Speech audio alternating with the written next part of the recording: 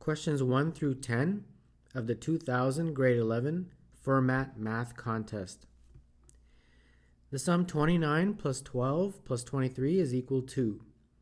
So 29 plus 12 plus 23 is equal to 64.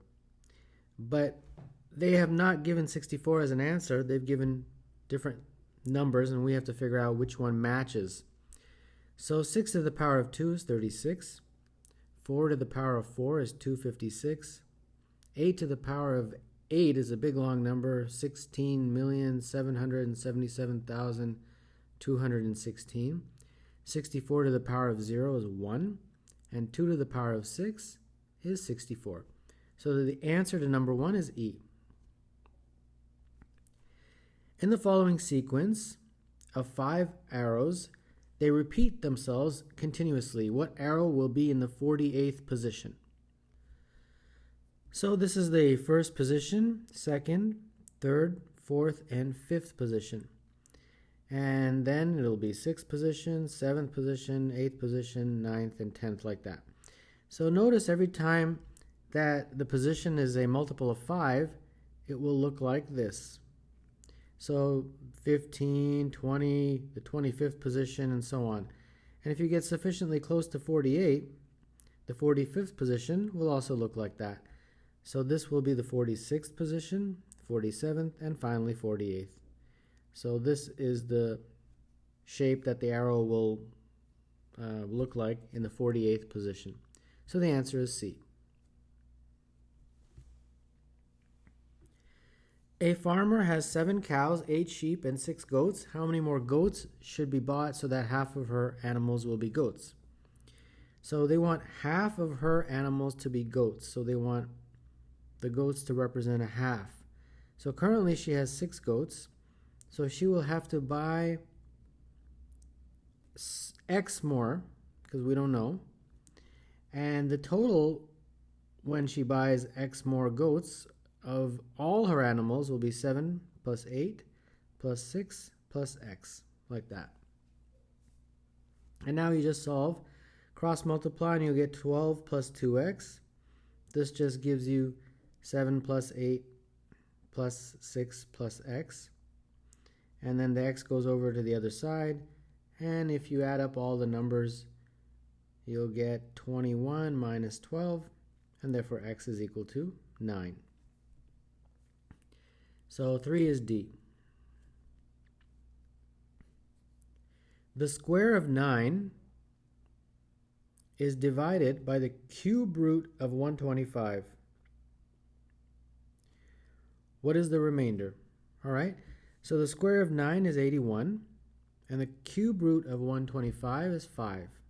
So 81 divided by 5, that looks like 16 remainder 1. So the remainder is 1, and therefore the answer is E. The product of 2, 3, 5, and y is equal to its sum. What is the value of y? So that means the product 2 times 3 times 5 times y is equal to the sum 2 plus 3 plus 5 plus y, like that. So this looks like 6 times 5, 30y is equal to 10 plus y. So bring the y over and you get 29y, and therefore y is equal to 10 over 29. So the answer to number 5 is C.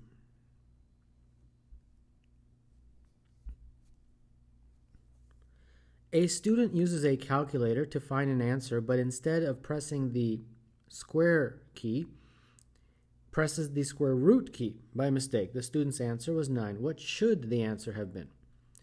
Okay, so he's starting with some number of some kind, and he is supposed to go in this direction and press the x squared key.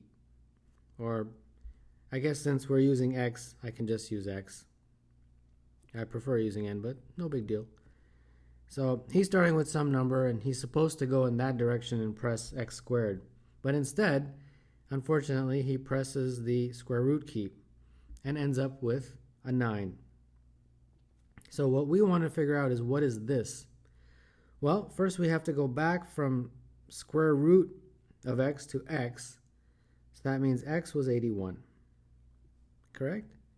And then we have to then square it. So 81 squared is 6,561. So the answer is E. The sum of the arithmetic series is. So first let's figure out what are they doing here. Minus 300, minus 297, minus 294. So we're adding 3 every time. Dot, dot, dot. And then eventually it's going to go all the way. You're going to add 3 every time. So eventually you're going to get to 0. Yeah. And then you'll get plus 3, plus 6, dot, dot, dot, all the way till 294, plus 297, plus 300, and then 303, 306, and finally it ends at 309, like that. So if you notice something, all of this equals 0, right? Because you have minus 300 there, you have plus 300. Minus 297, plus 297. Minus 294, plus 294. And similarly, that will always match like that, and therefore that will be all 0. So really what we're end up with, there should be a 0 in there, is 303 plus 306 plus 309. And that is equal to 918. So the answer for number 7 is D. In a school referendum, 3/5 of the student body voted yes and 28% voted no. If there were no spoiled ballots, what percentage of the students did not vote? Okay, so 3/5 voted yes, and that is 60%. And 28% voted no.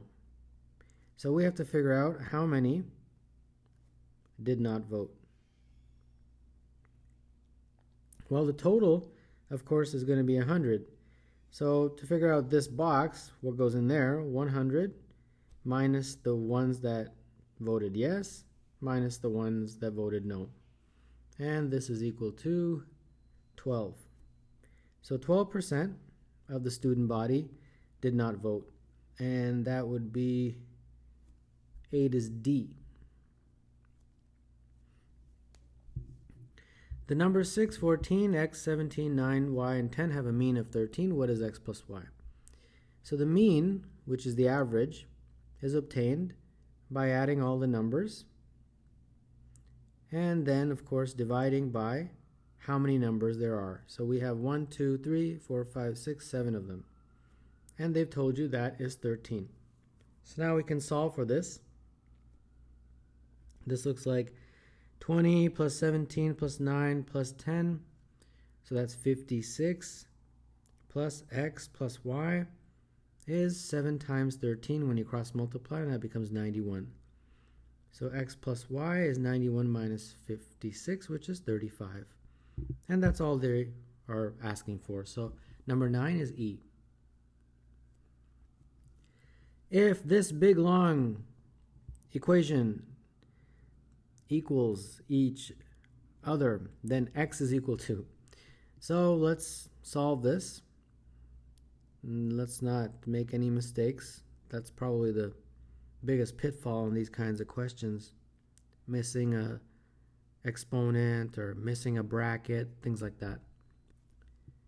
So let's start with this bracket in here. We got x squared plus x plus 2 plus 3, like that. And then this is going to be x to the cubed plus x squared plus 2x plus 3 equals x cubed plus x squared plus x minus 6. These cancel, they're on both sides, so we just get left with 2x plus 3 is equal to x minus 6. Bring the x over and you got x minus 6 minus 3, and therefore x is equal to minus 9. So the answer for number 10 is B.